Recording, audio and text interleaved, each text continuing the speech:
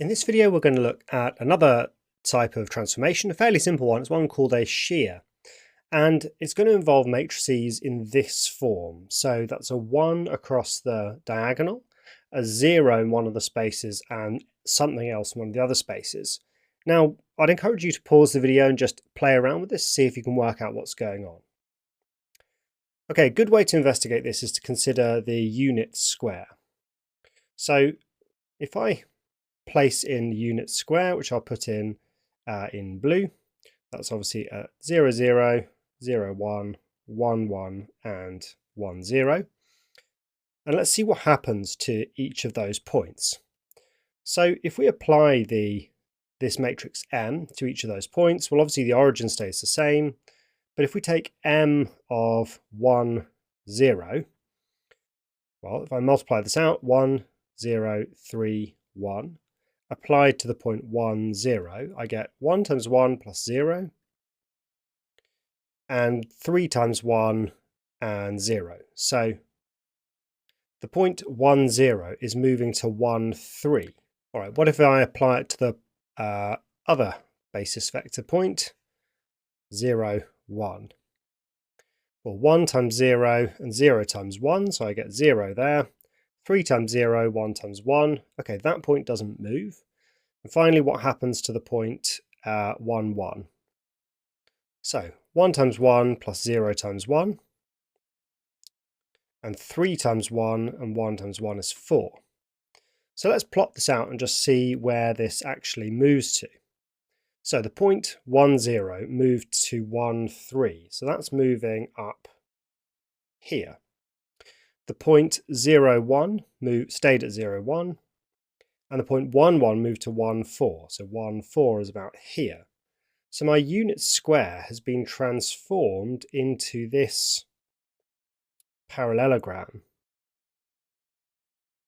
And this is what a shear is. A shear basically slides things up or down or left and right. And it does it basically proportional to how far along or up and down you are. So the further we go out to the right, the more this shear slides things up. And the closer we come to the y-axis here, the less it moves it. And we can actually explore this in total generality by saying what would happen if we applied the shear 1, 0, 3, 1 to just a point x, y. Well, what happens to that? We get 1 times x plus 0, y. And that tells you that this shear leaves the x value entirely alone. But we get 3x plus y.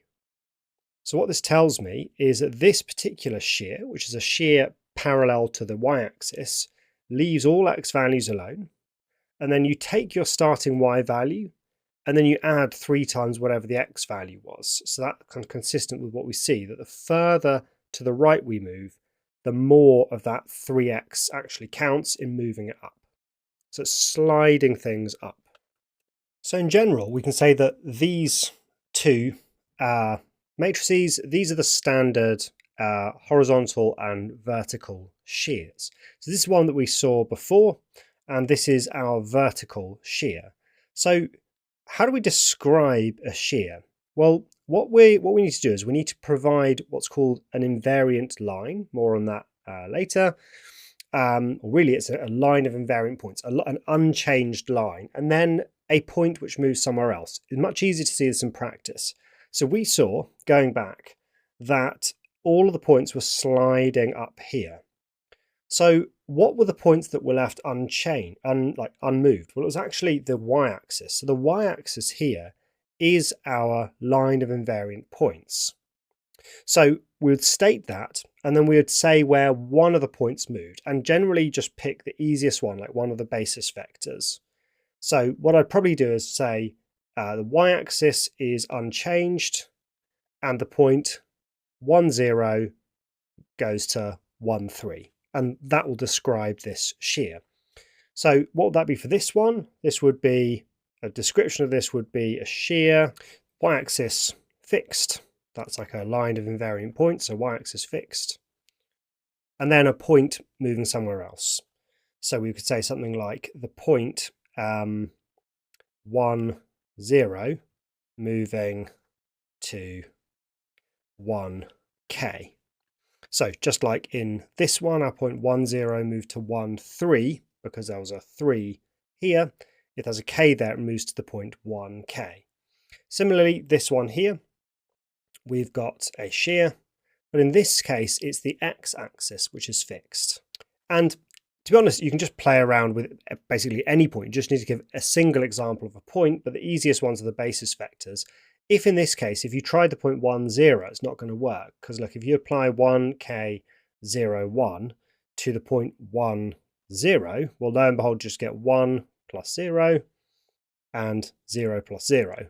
1 plus 0 and 0 plus 0. So that one's not changed. So don't go with that one, just go with the other basis vector. So that would be 0, 1. And you'll see that this one, you get 0 plus k and 0 plus 1. So our point there could just be 0, 1, moving to k, 1. So that's how we describe these horizontal and vertical shears. Okay, so let's have a go at a question. So the matrix S represents a shear parallel to the x-axis. Okay, so it's a horizontal shear. The point A, 2, 1, is mapped to A prime, which is 8, 1. Find the image of B, which is minus 1, 3, under S. So we've just got to figure out what our K is, basically. So if it's parallel to the x-axis, it means it's one of these. So we know that the shear is going to look like 1, K, 0, 1. And we've just been told that it takes the point A, which is 2, 1, and maps it over to the point 8, 1. So I can just explore the x values up here. I know that 1 times 2 plus k times 1 must equal 8. So I know that k is 6. Well, now I just need to investigate what happens to the point B. So I know we've got 1, 6, 0, 1. And what's that doing to the point minus 1, 3? Well, minus 1 plus 18 is 17. And then 0 plus 3 is 3. We knew that the y value would be unchanged because it's a shear that's parallel to the x-axis.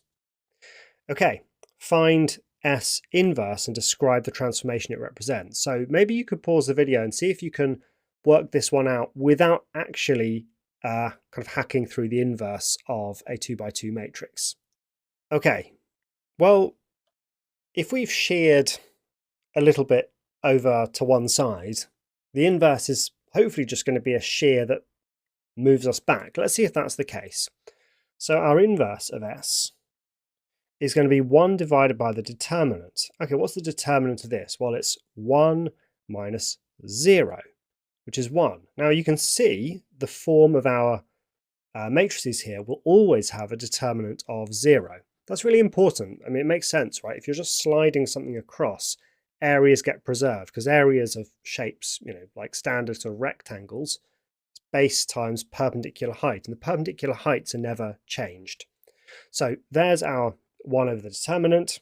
Now what do? We swap the leading diagonals, which stay as 1 and 1, and we make both of these negative. So 0 minus k.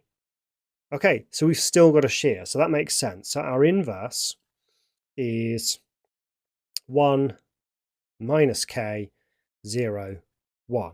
And what does that do? Well, it just shears things back in the other direction. So if we are sliding things over by k in this way, we're going to slide them back by k this way. How do we describe this? Well, this is also a shear with the x-axis fixed because it's parallel to the x-axis.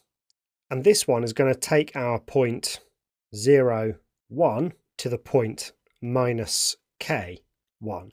So simply sliding everything back in the other direction. So the inverse of a shear is always a shear. Okay, so that's the shear transformation. We're going to come back to this later on when we investigate the connection between shears and invariant lines and lines of invariant points. So more on this a little bit later on in the chapter.